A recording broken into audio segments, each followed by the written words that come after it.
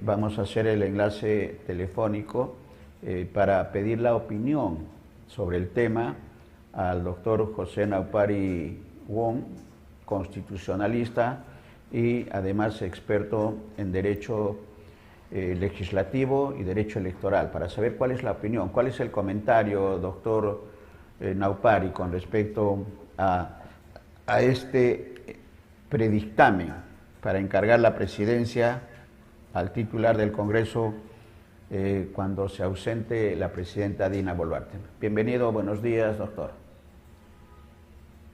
Buen día. En esta oportunidad se me pide una breve opinión en torno al proyecto de resolución legislativa presentado por el Poder Ejecutivo con carácter de urgencia y que motivó un célebre proyecto de dictamen por parte de la Comisión de Constitución y Reglamento, que inició su debate el día de ayer, ayer en la noche para ser más preciso, mediante el cual se proponía encargar el despacho de la Presidencia de la República al presidente del Congreso en caso de viaje, ¿no?, o ausencia de la Presidenta de la República, y evidentemente en el supuesto en que no existan eh, vicepresidentes. Es decir, más que todo, este proyecto de resolución legislativa, por lo que también se ha podido escuchar, ha tenido por finalidad promover, facilitar, permitir el viaje de la presidenta Dina Boluarte a la asunción de mando del próximo presidente de Brasil, Lula da Silva. Ahora, con relación a ese tema, independientemente de lo que existe en derecho comparado o lo que eventualmente pueda darse o pueda entenderse a nivel de la finalidad que se persigue, lo cierto es que hay un límite constitucional. El 115 de la Constitución es sumamente claro al prever los supuestos en los cuales el presidente del Congreso puede asumir, sea de manera temporal o no, la presidencia pública, y es en caso de impedimento. En caso de impedimento permanente, ¿no?, del presidente y de los vicepresidentes, asume el presidente del Congreso, quien tiene que convocar a elecciones de manera inmediata. Evidentemente, en caso de impedimento temporal del presidente y los vicepresidentes, asume el presidente del Congreso. Pero nuevamente, se alude a un término de impedimento. Y en el caso de la ausencia del presidente de la República del territorio nacional, no estamos hablando en sí mismo de un impedimento, estamos hablando de una ausencia que es motivada por un pedido del presidente hacia el Congreso para salir del territorio nacional, y que este pedido es autorizado por el Congreso. O sea, no es un impedimento, o sea, no es algo que se produce de hecho, no es una enfermedad, no es un secuestro, no es una sentencia, eh, no es una enfermedad, es algo que el propio presidente o presidenta quiere generar. Y más que todo, incluso más que un impedimento, es una imposibilidad. Y una imposibilidad relativa, porque el presidente que sale del territorio nacional no deja de ser presidente, es más, va fuera del territorio nacional en calidad de presidente. No es que está impedido de ejercer el cargo. No. Entonces, en realidad, incluso no estamos, la ausencia del territorio nacional no genera en sí mismo un impedimento, ¿no? Entonces, si el 115 de la Constitución es lo suficientemente claro,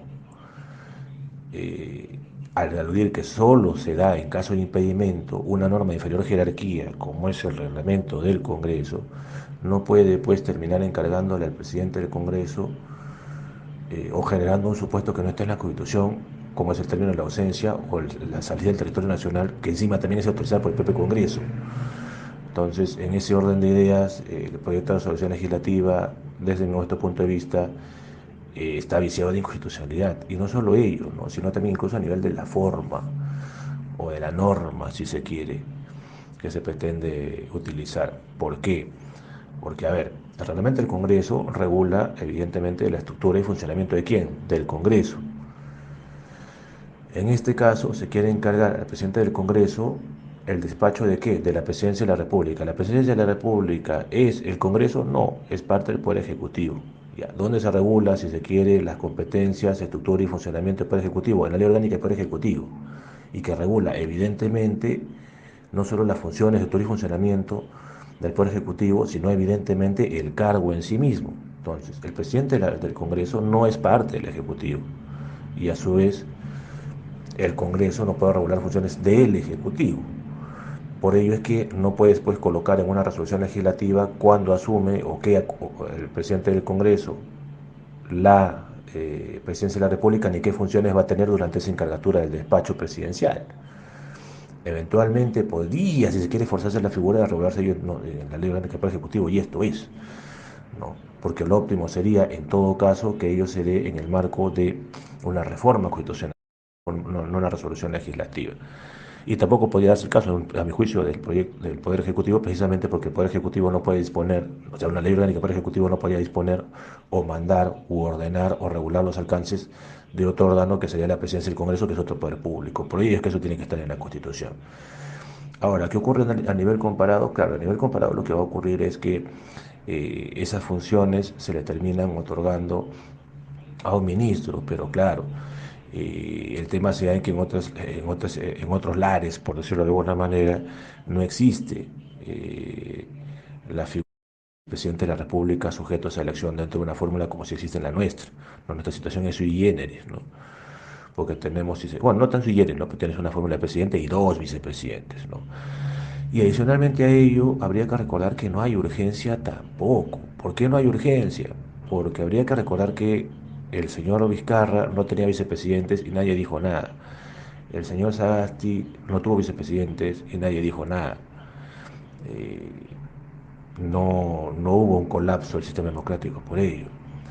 Ahora, se ha querido hacer referencia a lo que ocurrió en el Congreso Constituyente Democrático, pero el Congreso Constituyente Democrático no tenía precisamente el límite del 115 de la Constitución. Entonces, por ello es que estimamos que la iniciativa de reforma constitucional, digo, que lo que corresponde es una iniciativa de reforma constitucional, no una iniciativa de resolución legislativa, y por ello ha hecho bien la Comisión de Constitución en suspender el debate. Habrá que ver si el Poder Ejecutivo retira el proyecto de resolución legislativa o en todo caso el tema queda ahí y ya no se debate y se espera una iniciativa de reforma constitucional, que es lo que corresponde. Al final del día, la legislatura se ha extendido hasta enero, la siguiente inicia en marzo, así que no habría ningún inconveniente para que se presente una iniciativa de reforma constitucional, se debata con la celeridad que corresponda, se apruebe en la primera votación en enero, ya estamos la otra semana, ya estamos en enero, y la siguiente votación es en marzo, y a partir de marzo la presidenta Boluarte podría viajar, no hay ningún inconveniente con ello. ¿Qué es lo más atendible? Sí, podría ser lo más atendible, pero el tema es que no se pueden forzar las figuras jurídicas y si se tiene que ir a una reforma constitucional, como es lo que particularmente estimamos que debe corresponder, es lo que tiene que hacerse. Muy buen día.